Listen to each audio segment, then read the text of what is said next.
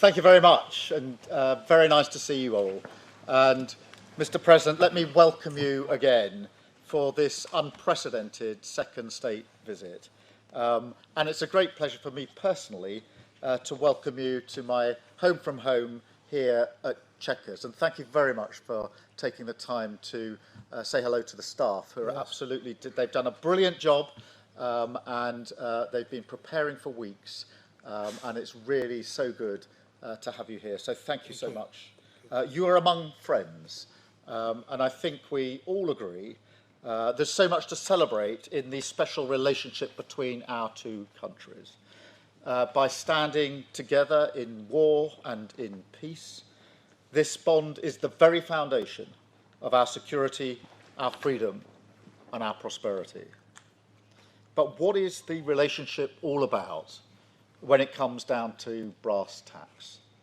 It comes down to leaders, of course, leaders who respect each other, leaders who genuinely like each other. And it comes down to our unique relationship on defence, the closest the world has ever seen. It comes down to the connections between our people, ties of family and friendship. The President himself is a shining example of that. But it also comes down to business, to all of you here, and thank you so much for coming here this afternoon. It's fantastic to have you with us as the best evidence of that people-to-people, business-to-business relationship that thrives in the special relationship. In so many ways, this story is a story about enterprise. The US is our single biggest, largest trading partner. Companies like BP, GSK, Rolls-Royce and AstraZeneca employ thousands of people in the United States. American companies like Microsoft, Citigroup, Boeing, Amazon and Blackstone do the same here. Together, we support over 2.5 million jobs across both economies. So this relationship is embodied in each and every one of you here today. We have, if you like, the great and the good of British and American business sitting with us. Leading lights in tech like Jensen, Ruth, Demis and Satya. Finance, Jane, Larry and Steve. And of course in pharma, in defence, energy and manufacturing. It is really great to see you all again, I should say, because of course we were together yesterday and we know each other very, very well, which is exactly as it should be. And just look at what we're achieving today together. The deals and investment that you're announcing today break all records. What a day. £250 billion flowing both ways across the Atlantic. It is the biggest investment package of its kind in British history by a country mile. So thank you so much for your contribution on your part in that as the embodiment of that special relationship. And let me spell out what that means. It means life-changing investments across the United Kingdom. It's expected to create 15,000 jobs in Belfast, in Birmingham, Hartlepool, the Humber and well beyond. It means thousands of working people will feel and will be better off. And it shows the potency of this partnership. US capital and entrepreneurial spirit combined with British ideas and ingenuity. The UK is one of the world's largest economies. Maybe not quite on the scale of the United States, I concede, but my word, we punch above our weight. And we lead the world in expertise on quantum, on AI, life sciences, financial services and more. We have the only trillion-dollar tech sector in the West, outside of the US, again, I caveat. We have the best investment, the best universities, the most Nobel Prizes, and we have Demis here, outside the US. That's what we bring to the table, and we are proud of it. That's why we both benefit from this incredible relationship. Look at the economic prosperity deal that we struck back in May. It was the first trade deal that the President made. And yes, it was the best deal as well. We have the lowest tariffs in the world in vital sectors, and that is some achievement. It was a tough negotiation, but we did it for a reason, because it's a win for both sides, and because we knew that by working together, we could deliver more for working people. We could help the businesses here today to thrive and help you create good, well-paid jobs in communities up and down our country. And ultimately, that is the test of the special relationship. How much it delivers for honest, hard-working people to make them safer and better off. We've already taken a big steps forward, and we're going further today, much further. In a moment, the President and I will sign our groundbreaking new technology partnership, the Tech Prosperity Deal. It's a blueprint to win this new era together, shape it according to our shared values, and seize the incredible opportunities that are on offer. I want to thank all of you for supporting this vision. We have huge new investments from NVIDIA, Nscale, OpenAI, Google, Salesforce, and many more, backing cutting-edge British jobs for years to come. And of course, tech needs energy. So to fuel this revolution, we've struck a new deal on civil nuclear power. We discussed this, Mr. President, last time we were together, and the opportunities we had. Generating energy for millions of homes and businesses, driving down bills on both sides of the Atlantic, and driving up energy security. So I want to thank everybody here for supporting this too, with brilliant job-creating investments from Momentum and others, including building up to 12 advanced nuclear reactors in the northeast. So this is a great day for the special relationship, a celebration of what has gone before, of course, but more than that, a moment to deliver investments, jobs, and deals which will improve people's lives now and light up the special relationship for years to come. So thank you all. And now it is my pleasure to hand the floor to my friend, our friend, President Trump. Thank you very much. Thank you, and great job.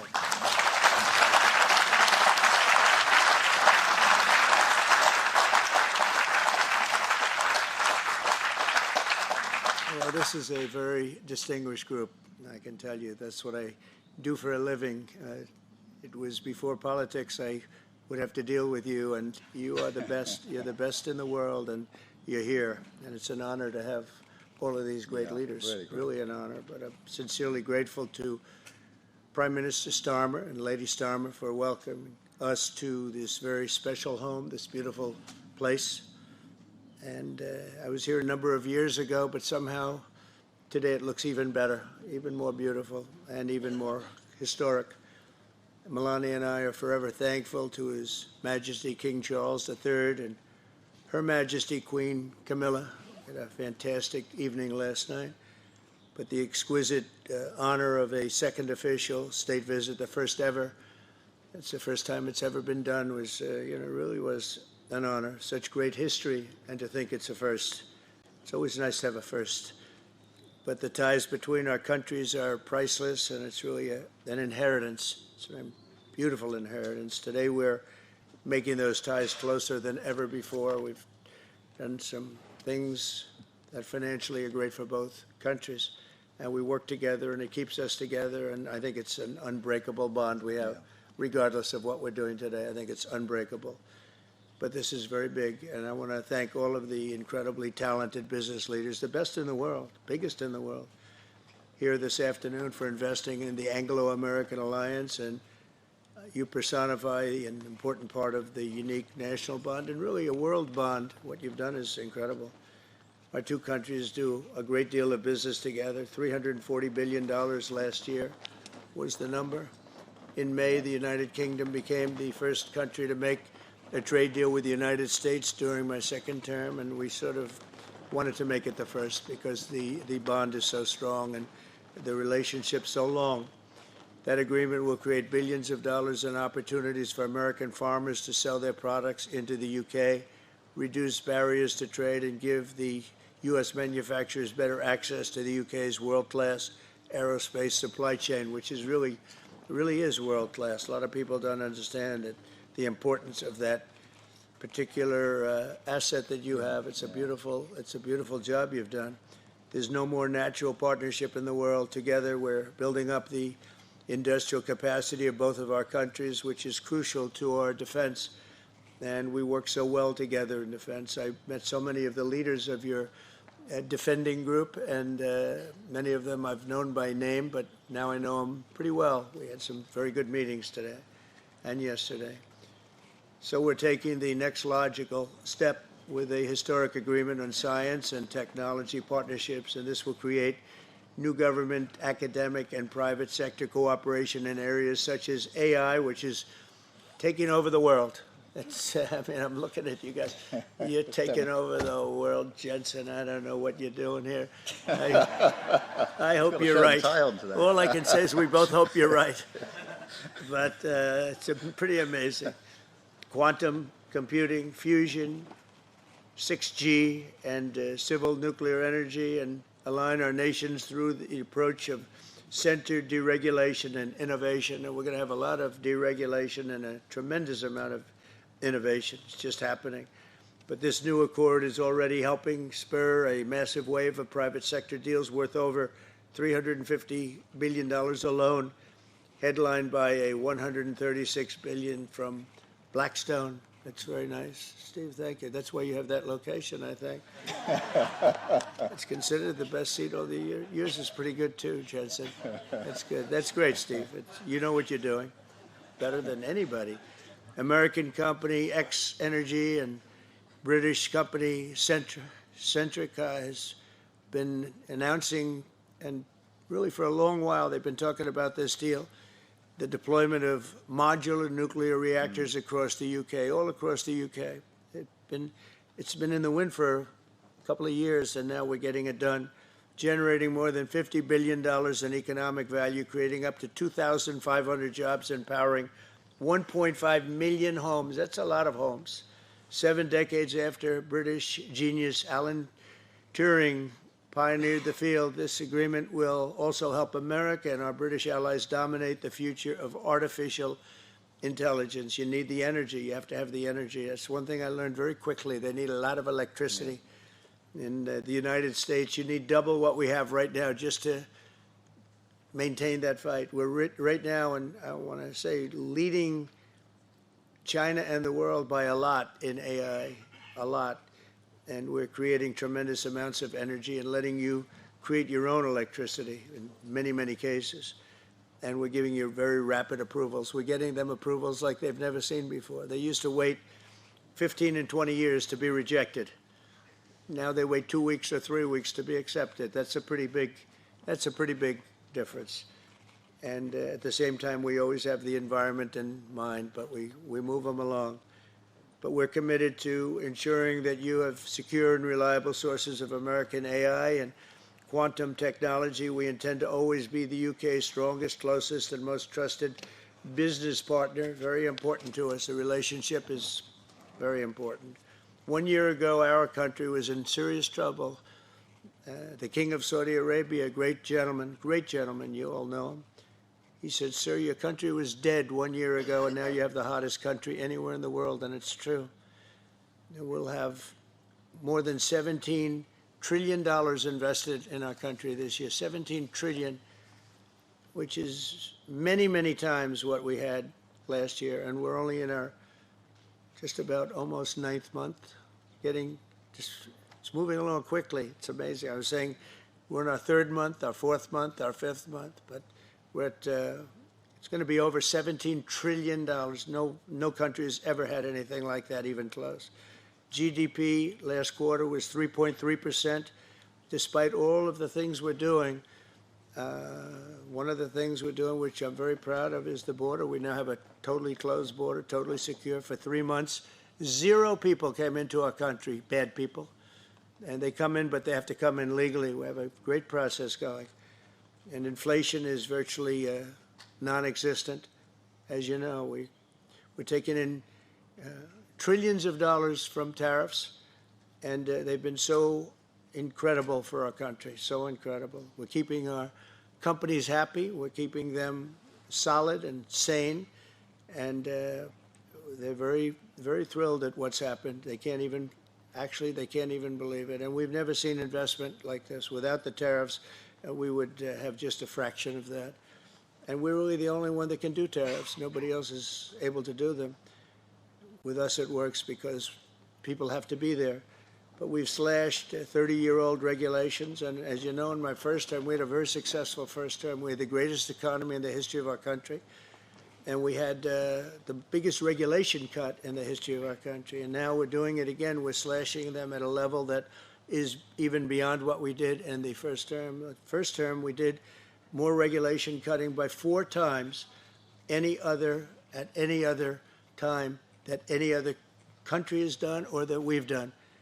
And we think we're going to exceed that this time. And we'll have regulation, but it'll be sane regulation. It'll be regulation that allows you to compete and do your thing, or regulations that you're able to get around and do things and you no longer have that regulation. But we slashed regulations at a level that's never been done before, and we're doing it at the same level right now. I recently signed the largest tax cuts in our country's history, and the bill includes a 100% expensing for investments in equipment and factories. Nobody's ever seen anything like that, and it lasts for a 10-year period, so it's going to be there for a while. But the countries and companies are coming into our country for the expensing aspect of the bill. It was in I call it the big, beautiful bill, the great, big, beautiful bill.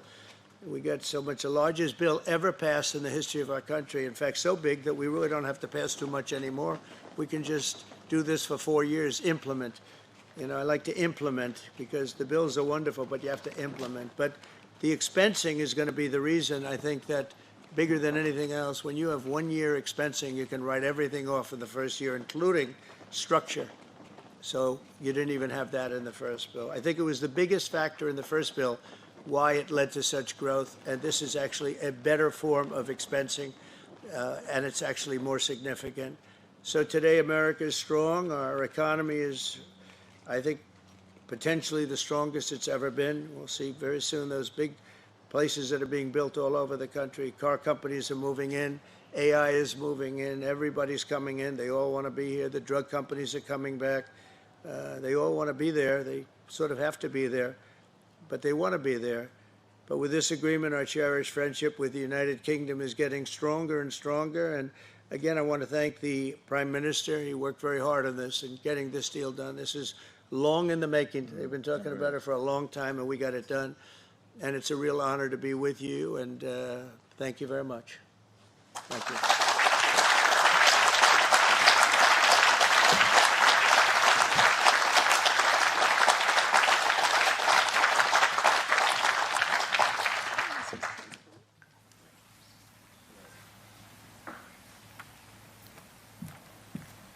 Sign this, Howard. Where's Scott? Did I sign this? Are you sure, Scott? If the deal's no good, I'm blaming you, Scott. That'd be great. It's a great honor.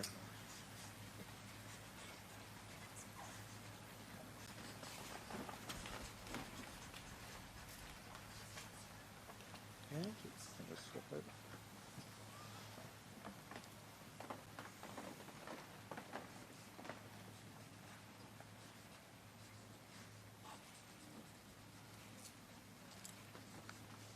Okay, hold that up. Yeah.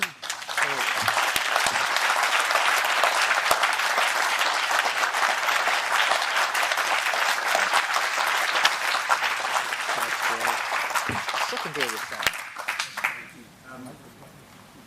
Mr. President, Mr. Prime Minister, we're now going to take some contributions from our distinguished guests from the business community, starting with Sir Demis Hassabis, the co-founder and CEO of DeepMind. Thanks, Arun. It's a huge pleasure and honour to be here today, and thank you, Mr. President and Prime Minister, for your fantastic leadership on the US-UK tech prosperity deal. This partnership builds on a rich heritage of scientific collaboration between our two great nations, pushing forwards the frontiers of human knowledge and technical innovation. The fruits of that historical partnership, from inventing the forwards the frontiers of human knowledge and technical innovation. The fruits of that historical partnership, from inventing the World Wide Web to mapping the human genome, have gone on to benefit all of humanity. In many ways, Google DeepMind, the frontier AI lab that I lead, is the modern embodiment of this wonderful transatlantic spirit of cooperation. With our two major research offices in London and California, now comprising the engine room of Google and powering all of its